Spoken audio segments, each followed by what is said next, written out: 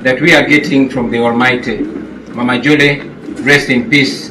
We shall make you proud. We shall never give up your dreams. Fellow Ugandans, ladies and gentlemen, comrades in the struggle, I am deeply humbled and profoundly honored to accept your nomination to be the next President of the Republic of Uganda for the year 2026 to 2031, not 1926 to 1931.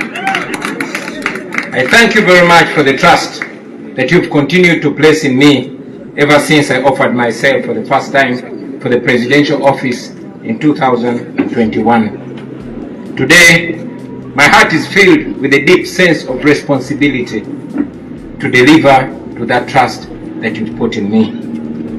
Together, we have been everywhere preaching the message of a new Uganda. And today, with this nomination, we start on the final phase of our mission to freedom and true independence. Since our nation was born in 1962, every change of leadership has been written in blood. The blood and sacrifice of the common people of Uganda, the citizens of Uganda, and yet the leaders who always promised liberation have always delivered oppression. For 40 long years, one man and a small group of his relatives and friends have ruled our country on gunpoint. They have looted our nation and turned every institution of government into a tool of oppression. They have reduced the citizens of Uganda into slaves on their own land. They have reduced all of us into beggars, and they've turned our poverty into a tool of control. And yet, our country is not poor. Our country is rich.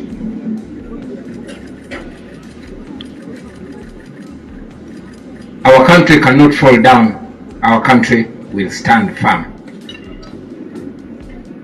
Ladies and gentlemen, our country is fertile. Our people are hardworking and enterprising. We are rich in creativity. We are resourceful. We are energetic. We are young, and we are promising. Our country is one of the richest countries on the planet in terms of natural resources. So, my brothers and sisters, our problem is not lack of wealth. Our problem is lack of leadership.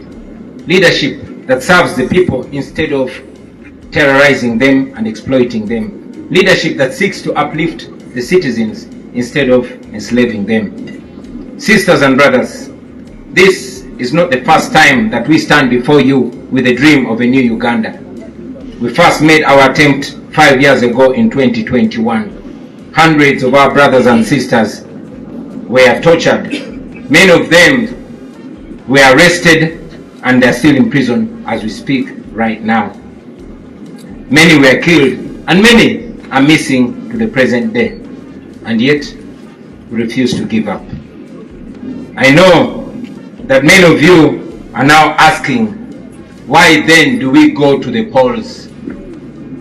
Why do we risk the tear gas, the bullets, the prisons, the torture chambers, the death, and all the mess that is awaiting us? My answer to you is this: we risk it all because the alternative is giving up, and that is 10 times worse. If we give up now, we shall have no moral authority to complain about what happens next. If we surrender now, that means that the fighting spirit of Rita Nabukenya, of Frank Senteza, of Yasin Kauma, and many others has been defeated.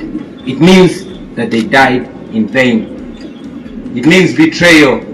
Betrayal of the comrades who have spent years in prison, counting on us who still have our little freedom to continue fighting for their freedom.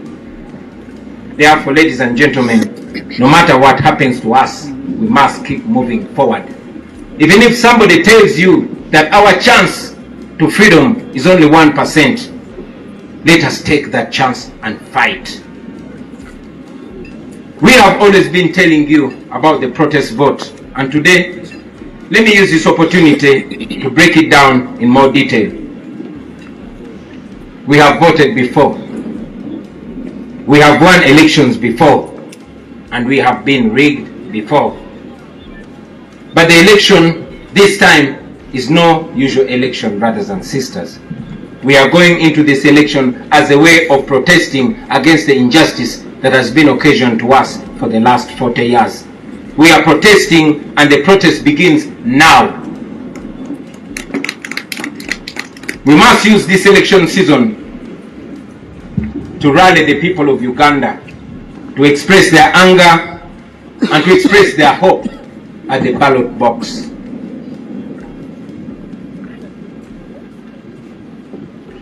We are going to use this election to protest legally. We are going to use this election to protest constitutionally. And we are going to use this election to protest non-violently. We must mobilize the people of Uganda to come out and vote in very, very large numbers. Numbers too big to rig. We must lay different strategies and make different plans to ensure that we, the people of Uganda, get our freedom in this season. Now, to our brothers and sisters in the diaspora, you, brothers and sisters, the Ugandans in the diaspora, you send so much money. You send more than $2 billion back to Uganda every year. In real sense, you are the biggest investors in Uganda. We know that many of you even fear to come back home because you know what happens to those that return home. Many of you don't risk the brutality. We know that Ugandans like Sam Mugumya, who returned from a Congolese prison, was abducted weeks ago, and up to now he's missing. Nobody knows where Sam Mugumya is. We know Robert Kayingo Ruja, a lawyer who was recently abducted from the airport, kept incommunicado for a month before being forced back in exile without even stepping foot in his house. The examples are many, ladies and gentlemen, but I tell you, my friends, we are fighting so that you can return to your home, to your families, to freedom and dignity. We are fighting so that you are received with roses and not handcuffs. We fight so that Uganda can give your children the chances and opportunities that you never got. That is why we fight. Now to General Museveni. I know you don't like listening to young people or even listening to anybody at all, but at least listen to your friend and Bush War comrade, General Kainda Otafire. I want you to remember that Uganda was here before you, and Uganda will be here long after you are gone. You don't have to burn it down on your way out. The best guarantee for your legacy, for your security, and for what you and your people have earned in the last 40 years is to allow a peaceful, orderly, and democratic transition of power. That opportunity is available because we are not vengeful people. We still believe in peace. We still believe in justice. And yes, we believe in reconciliation. All we want is a free and fair election. No military violence, no police brutality. That is not too much to ask for. Let this election not be a military operation. Let this be a democratic election. That should not be too much to ask for. You are aware that for the last 5 years, your regime has done everything to break our spirits. They try to silence us, but we are even louder. We are not giving up. And you know that you cannot defeat people who don't give up. Now to fellow Ugandans, I don't need to tell you that the 2026 election is already not fair. You have seen General Museveni's son, who is also head of our military, promising to kill our people in order to guarantee 80% of the vote to his father. He also said that during these presidential campaigns, we will be forcefully guarded by his private militia, the SFC. The same SFC which is responsible for abducting and torturing our supporters. So as we go for this campaign, it's like walking into the shadow of the valley of death. But I say to you, comrades, fear no evil, because the Lord Almighty is with us. say to you, brothers and sisters, that we shall walk but not get tired. We shall suffer but we shall not die. It will be painful but we shall win in the end. We shall reach in a new Uganda. We have no doubt about that.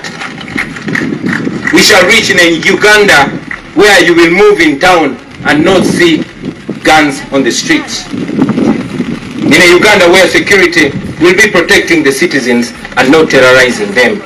A Uganda where teachers, soldiers, health workers and other workers are paid promptly and adequately.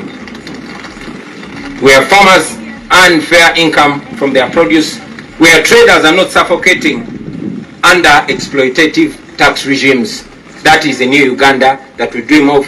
That is a new Uganda that we shall definitely get to. A Uganda where citizens can demonstrate on the streets about injustice, and the response of the government will be to listen to them and not to shoot them dead. A Uganda where jobs are not for the connected few, but for all those who qualify and are willing to work. Thank you.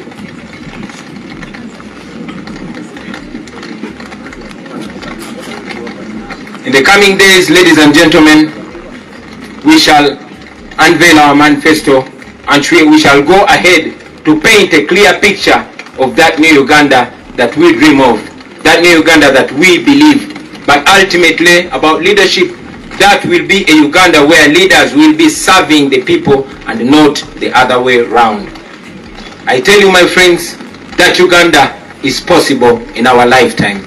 And with your courage, with our sacrifice, and with the grace of God, we shall reach that new Uganda.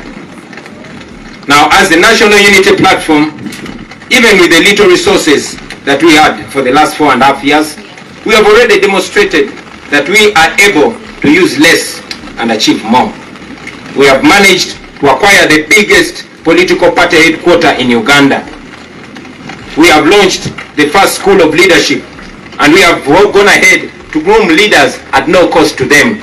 Leaders that will uphold our values and offer leadership to the next generation after we retire. We have supported families of political prisoners and missing comrades. We have refused to be compromised. We have held onto our principles even when it has come at great personal cost. We have pursued and secured sanctions against those who steal from our people and against those who oppress our people. We have kept the struggle alive and we are growing even stronger. Now to the international community. Uganda's freedom is not only for Ugandans. Uganda's freedom is for everybody. If Ugandans are safe, if Ugandans are not safe, neither are our neighbors, nor the international dwellers or the international community that always receives us when we go seeking for asylum. Please stand with us as we stand for democracy and human rights. Now to our senior comrade, Dr. Kiza Besije, to our brothers Alex Weiss wa Mufumbiro, Comrade Bobby Young, Eddie Mutwe, Achireu Chivumbi, Machete, Gaddafi and all other political prisoners, we honor you, we think about you, we pray for you, and we are fighting for you. To your families and every Ugandan that has been affected in this struggle, please don't lose hope. Your suffering will never go in vain. Now finally, to the comrades that I will be moving with on this campaign trail, the foot soldiers, the ordinary citizens of Uganda who have nothing else to offer to their country but their selves, their bodies. First of all, I thank you, brothers and sisters. We have stood together through the tear gas, through the bullets, through the beatings, through the abductions, through the courts, through the prison walls, and through the funerals. You have been my shield. You have been my eyes. You have been my courage. You have been my strength. You have been my friends, my true friends. Today, as we go into what is likely to be an even more violent campaign, I will be relying on you, my friends. We are embarking on a long walk to freedom, Whatever lies ahead of us is going to test everything that we are and everything that we stand for. But I guarantee you, brothers and sisters, freedom will come at the end of the day. Because after all, freedom never comes easy. Our grandparents shed blood for the independence of this country 62 years ago. Our parents shed blood for what they believed was a liberation 40 years ago. Our comrades in this very generation are in prison for this very struggle. They've shed blood for this struggle. Many of them are missing and they don't even have graves for this struggle. Let us carry them in our hearts. Let us carry them in our minds. Let us do this in their name.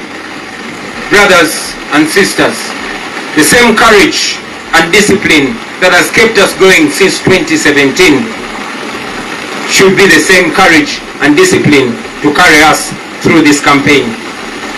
Your duty in this campaign, I must remind you, will not be to protect me. Yes, your duty in this campaign is not to protect me. It is to protect yourselves. It is to protect each other. It is to protect those ordinary people that come to support us on our rallies. I request you to be vigilant in every village that we shall enter and on every rally that we go to. Please be very solid and be very sober. Please be very calm and be very disciplined. Hope for the best, but prepare for the worst. Be careful, but don't show fear, because this regime wants us to be fearful. My brothers and sisters, I want you to understand what we are fighting for. We are fighting for a better Uganda. We are fighting for the farmers, for the border riders, for the young graduates who have no jobs. We are fighting for the ghetto people, those ghetto youth whose future is being stolen away in exchange for a few shillings. We are fighting for the ordinary children whose future is empty and we want to give meaning to. We are fighting for those police officers who are ordered to brutalize you because you are fighting for their children's future, and afterwards they have to return to their uniport, to an empty house, to children with no school fees, and to a family with no health insurance. Please don't look at them as your enemies, because they are not your enemies. They are victims too. They also wish that things can change someday. Brothers and sisters, if we succeed, this country will be free and things will change forever. It will never be the same again. Unfortunately, if we don't succeed, nobody will ever believe that we did our best. That will mean that we are condemning our children, those that are born and those that are unborn, to slavery. And that is not what we should be doing. Therefore, brothers and sisters, failure is not an option. We must get our freedom, or at least die trying to get our freedom. I don't know how much danger is awaiting us on this campaign trail, but I know that we are going to keep moving with hope and faith. We are carrying the hope of our entire generation, a hope of millions and millions of Ugandans. Brothers and sisters, I want you to understand that this that we are carrying on our shoulders is a historical responsibility. So prepare yourselves. Hug your loved ones one more time and tell them that we are going to war. We are going to a war that we never chose, a war that we're not even trained for, but a war that has been imposed on us by our oppressors. We are facing an enemy that is armed to the teeth, and we are facing the enemy bare-handed, only armed with the truth and God. We are fighting this because it is a duty that we must take on. We are fighting for our God-given right to live as human beings in our own country. We will never retire. We will never give up. We will fight until we are free, and I'm sure we shall be free in the end. This is not a matter of when, but it's not a matter of if. This is a matter of when, and we know that we are going to achieve our freedom. brothers and sisters, I want to conclude by guaranteeing to you that are here with us and all Ugandans all over the world that in the end we shall be free. In the end, everything is going to be all right. And if everything is not all right yet, then that will not be the end. Thank you very much for God and my country. Thank you, candidates, for that address. Now, members of the press, the candidates team has said that it's going to do the version in Uganda at Natete and also answer the questions there. So given the environment, I don't know unless the candidate chooses to. That is the country. Uganda, Baba. Uganda.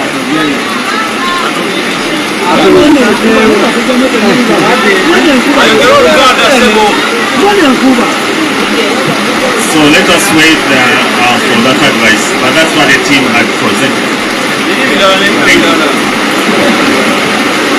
Yeah, apologies because of the weather and because of the time constraint.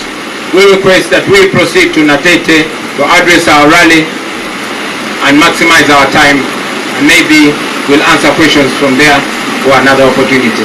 Thank you very much. Thank you, candidate protocol team. I know the weather is a challenge, but let's manage the candidate and decentralize.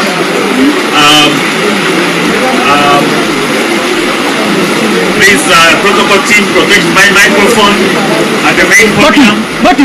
We're coming into our venue.